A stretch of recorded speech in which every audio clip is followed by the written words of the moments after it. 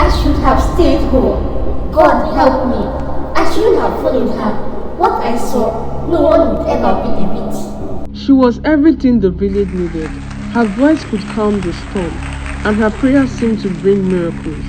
Every Sunday, the church was packed. People came to her with broken hearts and empty hands, and somehow they left with hope. We believed she was blessed, sent by God to guide us.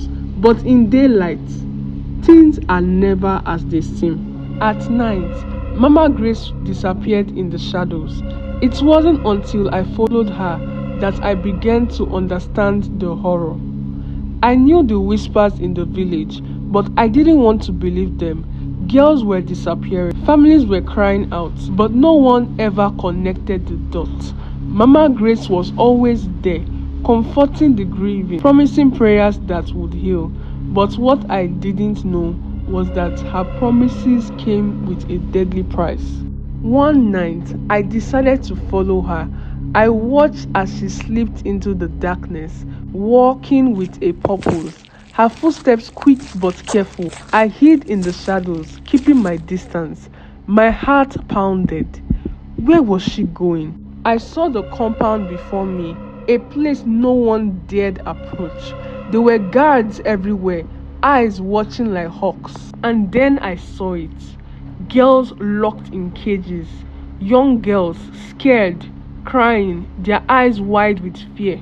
Some of them were as young as 12. They looked lost, as if they had been there for too long. And there, in the middle of it all, stood Mama Grace. She wasn't the woman we saw on Sundays. Her eyes were cold, calculating. She was giving orders as if she were a queen commanding her army. A group of men stood around her, inspecting the girls.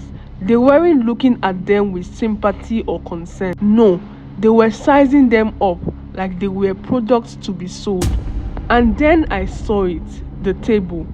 Blood-stained surgical tools, jars filled with human organs. I couldn't breathe. This wasn't just human trafficking. This was worse. These girls weren't just sold. Their organs, their bodies, they were being harvested. The girls were sent off to other places, hidden from view, but the others had no chance. I was shaking, terrified. I had to get out of there, but I made a mistake. I stepped on a twig, and before I knew it, the guards heard me. I ran, and I didn't stop running until I reached my house. My heart racing, my mind spinning. The next morning, I knew I had to act. I wasn't going to let this go. I gathered a few trusted elders, those who I believed could help.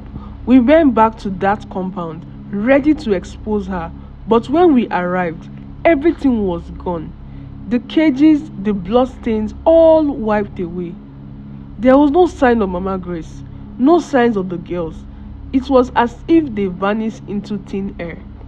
But we were too late. The girls were gone, the organs were gone, and Mama Grace, she vanished too. There was no trace of her, no way to track her. We could only hear the echoes of what she had done. Days passed, and I couldn't shake what I saw. The papers started reporting her as a criminal.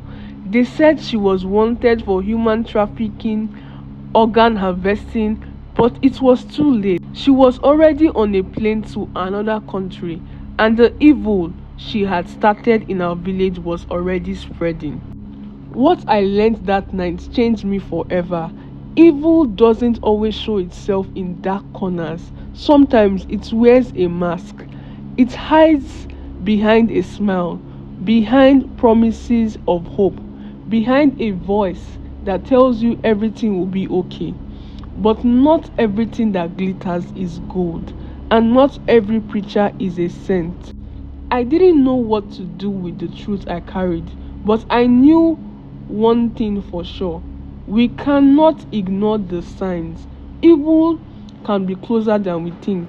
Sometimes we need to look beyond the surface, beyond the smile, and see the darkness hiding underneath.